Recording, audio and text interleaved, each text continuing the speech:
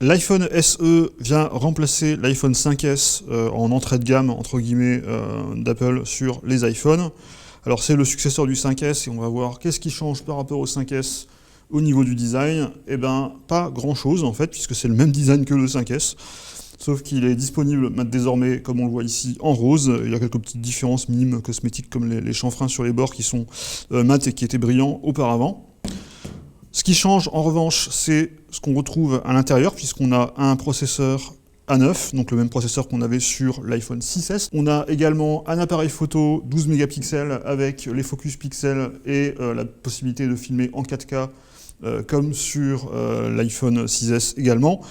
En revanche, on n'a pas toutes les nouveautés de l'iPhone 6S puisqu'on n'a pas l'écran 3D Touch, donc pas d'écran sensible à la pression, et également la webcam qui reste celle, du modèle précédent, donc il n'y a pas de bon qualitatif comme on a pu le voir sur l'iPhone 6S notamment. On va donc pouvoir utiliser Touch ID. Là encore, une petite différence, il s'agit du capteur de première génération, donc pas la seconde génération du capteur qu'on a eu sur l'iPhone 6S qui était beaucoup plus rapide, qui était presque trop rapide d'ailleurs.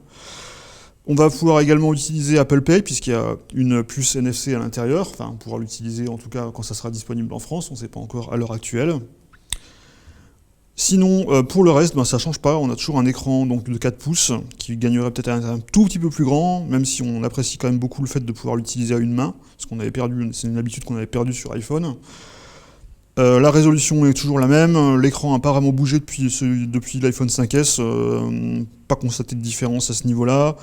La batterie est censée disposer d'une capacité légèrement supérieure, donc on aura peut-être des bonnes surprises, on espère, au niveau de l'autonomie.